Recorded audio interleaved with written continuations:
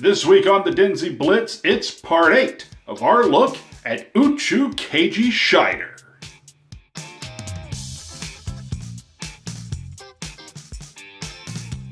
Hello everybody and welcome back to the DenziBlitz. It's Mike here, the host of Electric City Sentai DenziCaster, like the shirt didn't give it away. And we are on part 8 of our look at Space Sheriff Shaider, or Uchuu Keiji Shaider if you prefer. And, well, as a famous band once said, it's the final countdown. Only 11 episodes left. We're going to cover today episodes 39 through 43, which means we got 5 more going into the can today. Bit of a mixed bag, but we'll get into that. Before we get too much farther into this episode, though, one quick housekeeping note. If you would like a chance to win our DenziCaster giveaway that we're doing right now, which is a chance to win Ultraman Season 1, Volume 1 on DVD, then make sure you go over to either our DenziCaster episode where we talk about Johnny Sacco episodes 19 and 20, or the latest episode where we talk about episodes 21 and 22 of Johnny Sacco and his flying robot. And just leave a comment. Let us know what you think.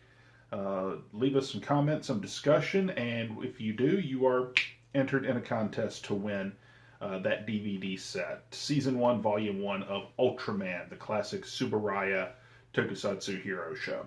So, with that said, we have got 5 more episodes of Space Sheriff Shaider to go through. Today, we are looking at The Masked Dancing Choir. That's episode 39. Episode 40, Vavalos SOS. Episode 41, Direct Attack on the Female Journalist. Episode 42, The 6th Grade Class 0 Strangeness. And episode 43, Our Fuma. So, just to go through these here, first things first, I will say this. We are, apparently at this point, rapidly running out of monsters. I have checked the list of Fushugi beasts, and apparently episode 43 is the last just generic beast. So it looks like, anyway, it's the last monster of the week. So we'll find out, though. So looking this over, first thing I will say this. My favorite episode thus far of Space Sheriff Shaider is in this 5. So just to kind of give you the high-level version of this, if you want detailed synopses or whatnot, that's what Google is for. But just to sort of go through, The Masked Dancing Choir was their Christmas episode. It aired Christmas week in Japan that year, 1984. And essentially, and I'm going to be honest, to me, the less we say about this episode, the better. Basically, they create an evil Santa Claus, who they call Satan Claus, and have him leave evil presents for various children across Japan, which will eventually grow up into Fushugi beasts. So, yeah, that's the general plot. And apparently they either, I'll be honest, I didn't quite catch exactly this part, but they either captured Santa Claus or they captured someone dressed as like a department store Santa, and strung him in an upside-down crucifix for some strange ceremony where children that they had impacted had been brainwashed and so on into being, yeah, it was strange. I should also say that this batch of episodes also had some of the more cat drugs heavy parts of Shaider thus far. Episode 40, which right now has my vote for the best episode of Shaider, Vavalos SOS. I'm going to wind up going into that episode in a little more detail because I think it really warrants it, but just tremendous episode all the way around. It made Shaider look heroic. It made Annie look very much as Shaider's equal, which I always appreciate when they do that with Annie. That's something they established early on in the series. and it made the Fuma look like a viable villain organization and a real threat, which older tokusatsu and some tokusatsu in general, that's kind of hard to pull off, but they really did it in that one. Episode 41, Direct Attack on the Female Journalist. The mayor of Planet Bird, I don't necessarily understand how a planet has a mayor, but we'll go with you on this one. The mayor of Planet Bird, his daughter, who apparently is a journalist without a driver's license, in this case driver's license meaning piloting a spaceship, has stolen the spaceship and is on her way to Earth in order to write a story on the space sheriffs.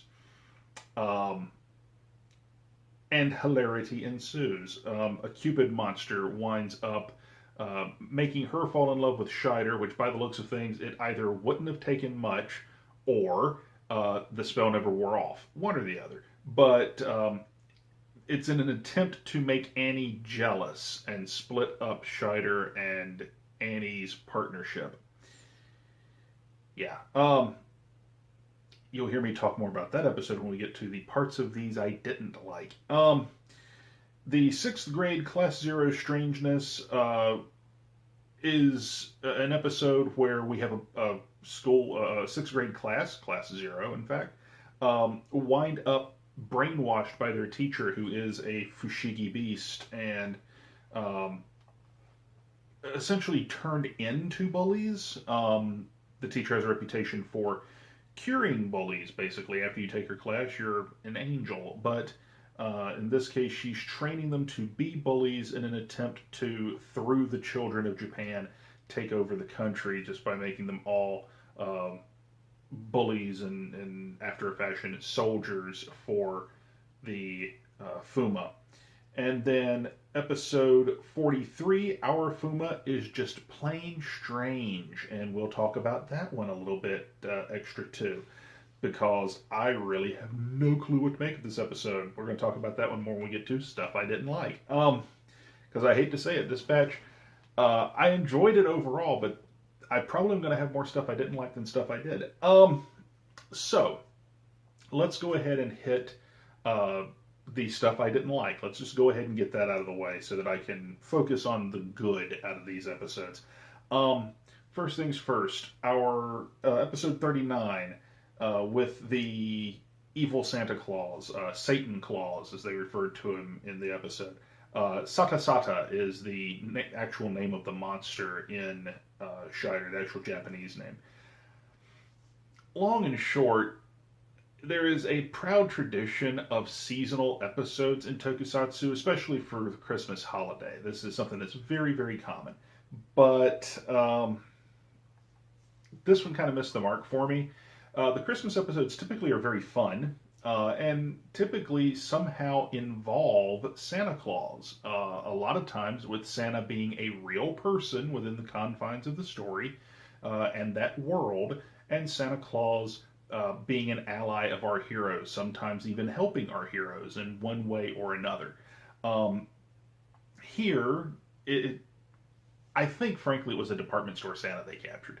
But in this one, Shaider himself basically dresses up as Santa to leave presents for kids throughout the city, which is an act that in another date and time would get him arrested as a predator. Because it could be misconstrued as really, really creepy. But that notwithstanding,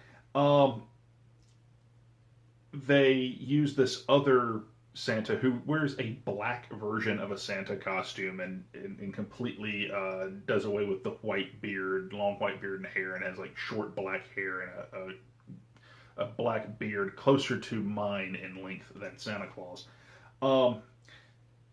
It was just bizarre. Some of the iconography I could have done without, just to be perfectly honest. That is a social and spiritual moray of mine that I do realize not everyone shares, including folks that would have been part of the target audience in 1984 in Japan where this episode aired. So I do try to divorce myself from that aspect of it. But It just didn't make no damn sense. And for a Christmas episode, I didn't find it very fun, which is something I want out of a Christmas episode, even in a somewhat serious series. To me, the Christmas episode should generally be lighthearted, feel good, and I did not get that out of this episode at all. The direct attack on the female journalist. Any part of this series at this point that feels like a step backwards for Annie, I hate. Um, One of the things I praise this show for, and the vast majority of the time it does very well, is showcasing Annie as Scheider's equal. They go so far as to refer to her, she is Space Sheriff Annie. She is not a sidekick, she is not a deputy, she is a Space Sheriff. The only thing that makes Shaider in any way different from her is she cannot transform into an armor and he can. Um, so I really, really enjoy that aspect of the show. It's really cool to see a strong female heroine in a tokusatsu show in 1984.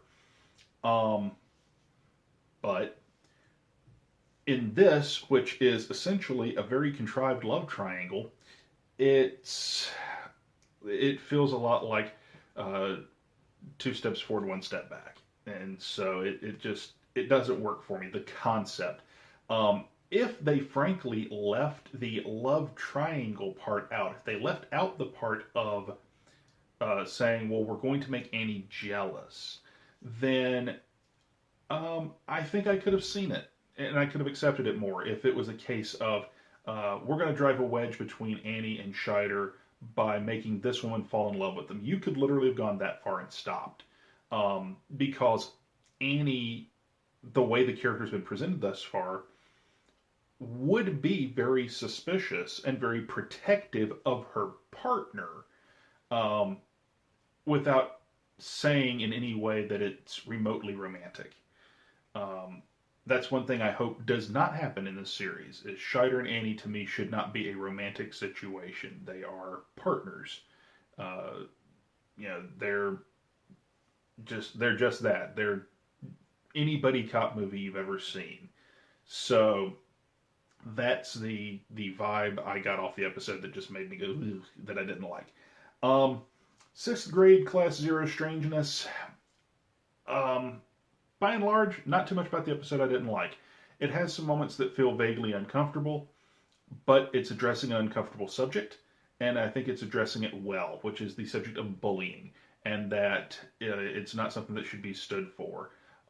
It handles this at a child level, so we're talking like sixth grade and under, so it's at an adolescent level, um, and it does not glorify it. It shows it as something that's very ugly.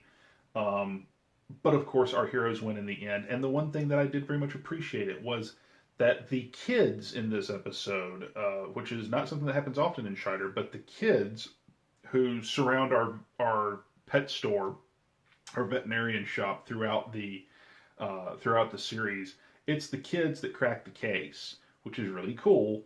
And they kind of help solve part of the mystery through nonviolent means.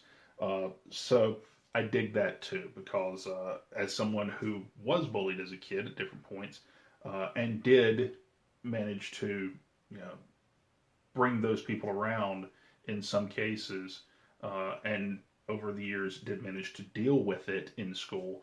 Um, you can stand up to a bully, you can dissuade a bully without resorting to the bully's methods and without resorting to violence. And that's something that we do get out of the episode, out of the kids who are being bullied. So I dug that. Episode 43, Our Fuma. Lord, that episode was hard to watch. Largely because it's the last episode I watch out of this batch, so they have a chance to pay it off. I will say that. Basically, the plot of the episode revolves around a monster being planted in a middle-class Japanese family, and all we get out of the plan from Priestess Poe when she pitches her scheme is that she is going to change the borders of whatever that means of the classes in Japan and of the middle class, and that there's 80% of the Japanese are the middle class. So you have to control the middle class to control Japan. And she's going to disrupt the harmony of the middle. It's a very geopolitical, socioeconomic sounding plan.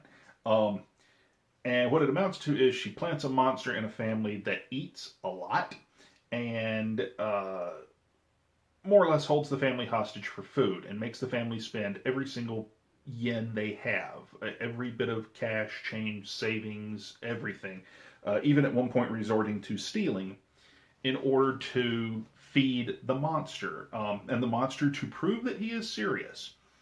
And I found myself doing this, which is something I've never found myself doing ever watching one of these shows.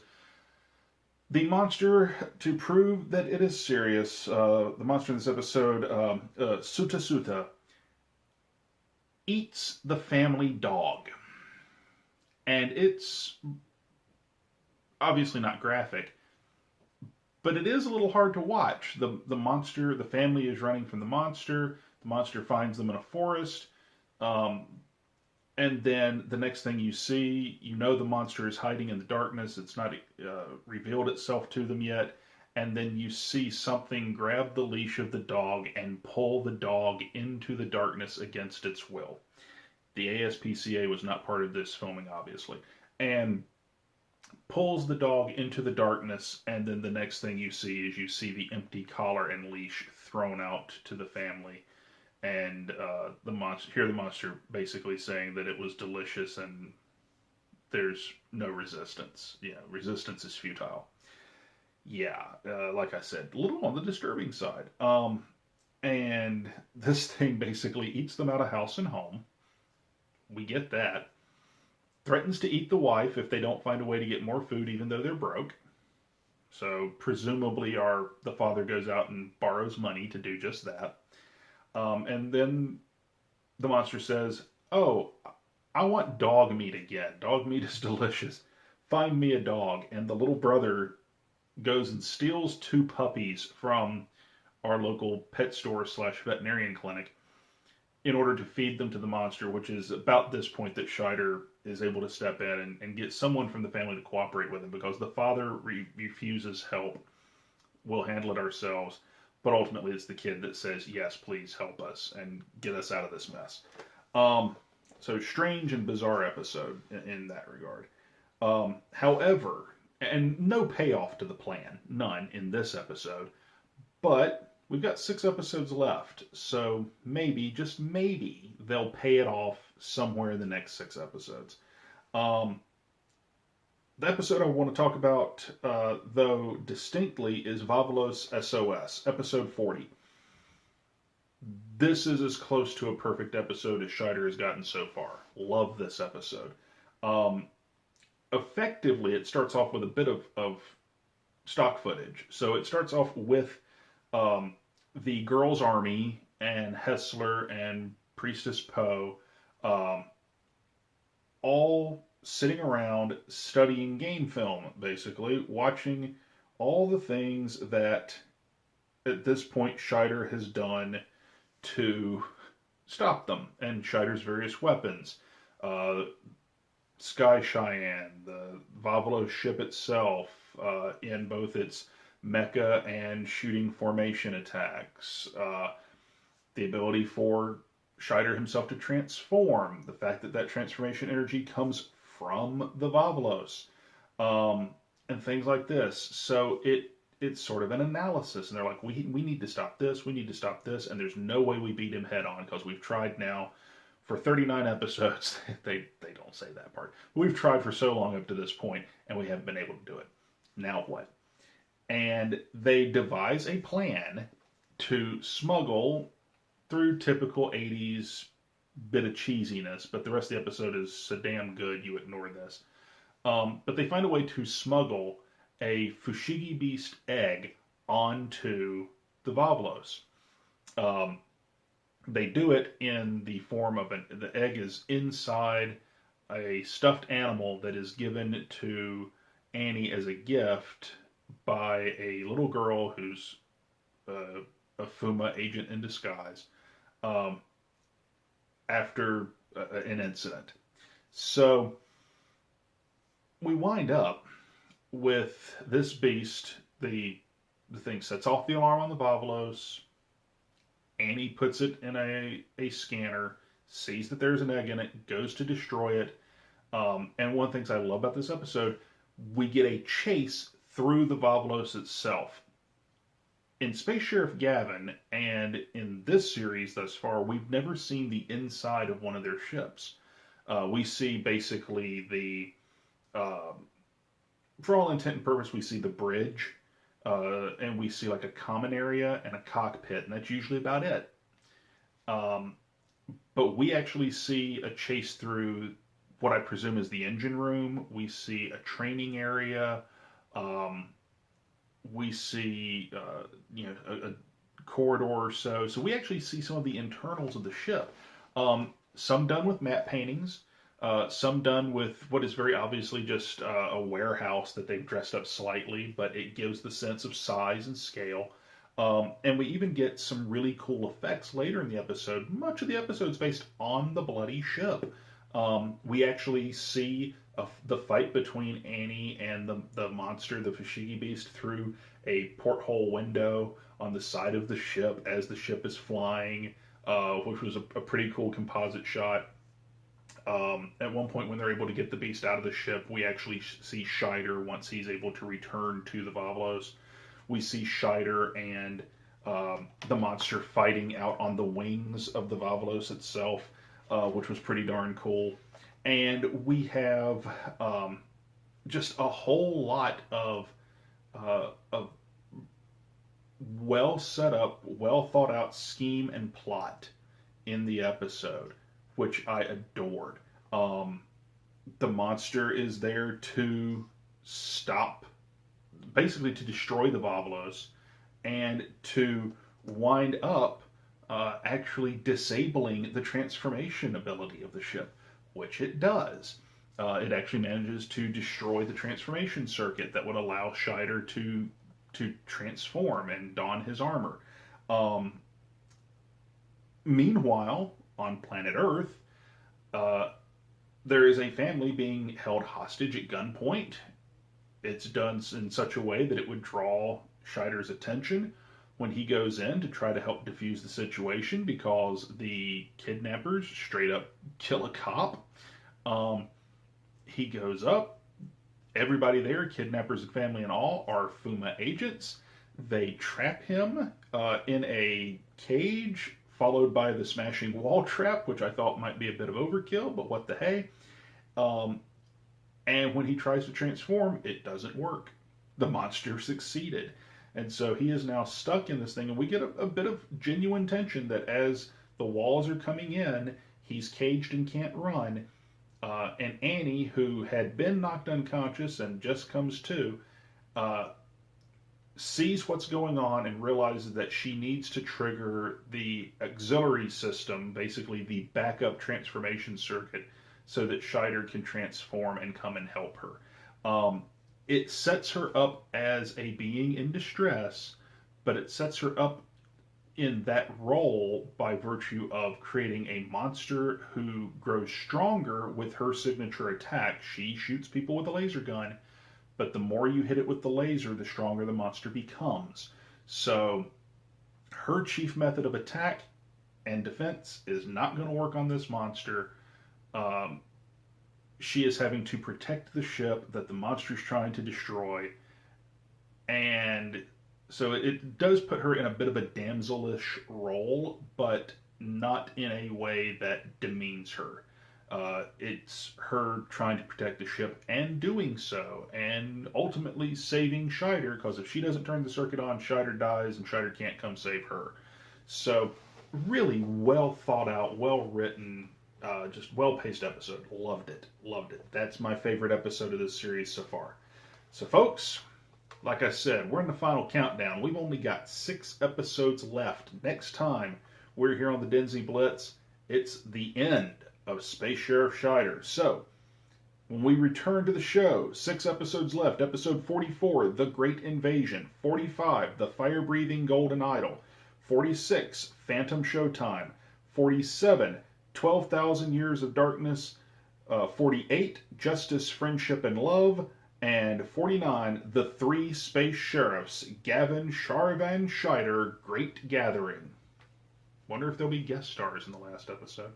So, that's what's to come. We got one more episode to go, and once we are done with that episode, and we conclude Space Sheriff Shaider, don't forget, at the request of our good buddy Ruslig, we are going to be airing a DenziBlitz bonus. We're going to be checking out the first 7 episodes of Space Sheriff Sharivan, which was the second part in the Space Sheriff trilogy. We're going to do that because, frankly, those are the only 7 episodes we can find fan subs of. We do know at this point the entire series was fan subbed, but frankly, I can't find anyone who has anything past episode 7. I've tried. But if you're out there and you know anyone that does, or you have the means to get it to us and you'd like us to review it, let us know. Just shoot us a message here on YouTube. I would ask, since we do prefer not to tell people where to find fan subs and things like that, because we don't want to encourage piracy, especially for items that have already been released and are available in whatever your nationality, your part of the world is. For instance, we have at our disposal right now 8 seasons of Super Sentai on DVD that we are slowly but surely going to wind up going through at some point, either on DenziCaster or here on the Blitz. And yet we've seen these pop up on different essentially fan sub servers. That's what they're supposed to be. But we've seen these very DVDs ripped and put up there for free, which is damaging to the fandom as a whole. So we don't tell people where we find our fan subs, because if you do seek out fan subs, we encourage you to get the ones that have not been legitimately released in your part of the world. If you can get an official release where you are, then please, by all means, do that. If you're in South America and you can get a copy of something, be it in Spanish or Portuguese, do that. If you are in the English-speaking world and there is one that you can get in English, please do that. If you're in Japan, you've got all of them. Please buy them. So you get the gist of it. But we are going to do that bonus for Ruslig at his request. And check out that part of Space Sheriff Sharivan. If you want to help us out here on Geek Carolina and on the DenziBlitz, we'd love to hear from you. How can you do that? Number 1, hit the subscribe button if you haven't already. Number 2, give us a thumbs up if you liked the video. If you didn't, give us a thumbs down. That's fine too. Just let us know in the comments below what you thought of the show. All feedback is welcome. We greatly appreciate it. If there's anything in particular you want me to watch on the DenziBlitz next, we've had some on-again, off-again discussion and tried to do some voting. And I may even put up a poll over at our new Facebook page, facebook.com/Geek Carolina. That is the one consolidated Facebook for everything Geek Carolina, all of our shows now. So I may even put up something over there just to kind of get some feedback. At one point, I think everyone kind of was in agreement that it may not come from one of the standard Toei franchises. Maybe watch Garo, or maybe watch Ultraman or something like that. I kind of think maybe some Super Sentai might be in order. Like I said, I got 8 Shout Factory box sets over here I need to go through sooner or later. But you guys let me know if there's something in particular you think we should check out. And of course, if you want to help us out here with new lighting, cameras, tripods, we actually need a new tripod, anything like that. Or if you just want to sport some of the colors of your weekly walk into the wonderful worlds of Tokusatsu, then head over to one of our 2 stores, cafepress.com/GeekCarolina or redbubble.com/people/GeekCarolina. Links are down in the description below. But you can find all kinds of cool t-shirts there. In the bumper before this, you saw me in the Space Sheriff style t-shirt we have, which is available in both stores. Or, as you can see here, I'm wearing our Johnny Sacco tribute shirt, which you can find, we call it GR style for Giant Robo. You can find this one on the Redbubble store, though I think there's a version of this logo. If it's not the exact same one, it may be real close to it. It may not have the silhouette in the background, but you can also find this on our Cafe Press store. You might find different stuff in the 2 stores, so go check them both out. And all those proceeds go to help the channel. Doesn't line anybody's pockets. So folks, Thank you so very much for watching. We've only got 6 episodes left of Space Sheriff Shaider, and I'm psyched. I'm ready for him. So folks, until next time, I'm Mike. We'll see you on the flip.